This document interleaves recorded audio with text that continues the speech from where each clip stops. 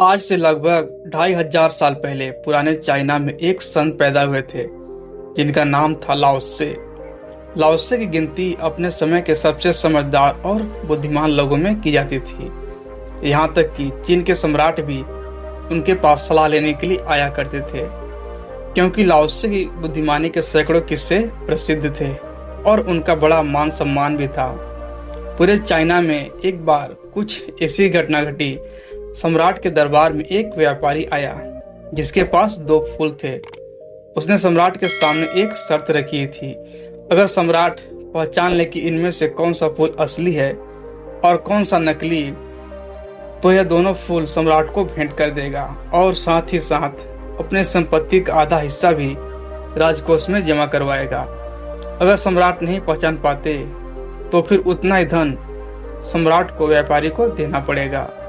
सम्राट ने शर्त मान ली और सम्राट के सामने 2 फूल लाए गए, जिनमें से एक असली था और दूसरा नकली। लेकिन दोनों में फर्क कर पाना बड़ा मुश्किल था, क्योंकि दोनों देखने में बिल्कुल एक जैसे लग रहे थे। जिस कारीगर ने उस नकली फूल को बनाया था वह इतना कुशल था कि उसने इतनी बारीकी से असली फूल की नकल की थी कि दोनों में फर्क ढूंढ पाना बड़ा मुश्किल हो रहा था। और सम्राट उलझन में पड़ गए और जैसे सम्राट संकट में पड़े उन्हें याद आई लाओ त्से की। लाओ त्से को बुलावा भेजा गया, क्योंकि लाओ त्से के समझदारी के किस्से बड़े मशहूर थे। इसलिए व्यापारी भी थोड़ा सा घबरा गया। हालांकि वह लाओ त्से से कभी नहीं मिला था, लेकिन उसने उनके बारे में सुना बहुत था कि लाओ त्से बहुत ही बुद्धिमान व्यक्ति है। लाओ त्से तक संदेशवाहक ने संदेश भेजा कि सम्राट एक दुविधा में फंस गए हैं। 2 फूलों की पहचान करनी है, लेकिन सम्राट पहचान नहीं पा रहे हैं। लाओ त्से सम्राट के दरबार में पहुंचे। लोगों ने उन दोनों फूलों को बड़े ध्यान से देखा और उनमें फर्क पहचानने का प्रयास किया, लेकिन लाओ त्से भी दुविधा में फंस गए।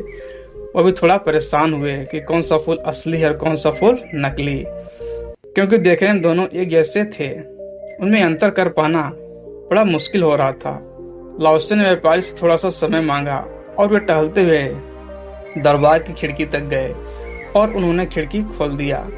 थोड़ी ही देर में बाहर से एक मधुमक्खी उड़ती हुई आई और वह जाकर उन दोनों फूलों में से एक के ऊपर बैठ गई।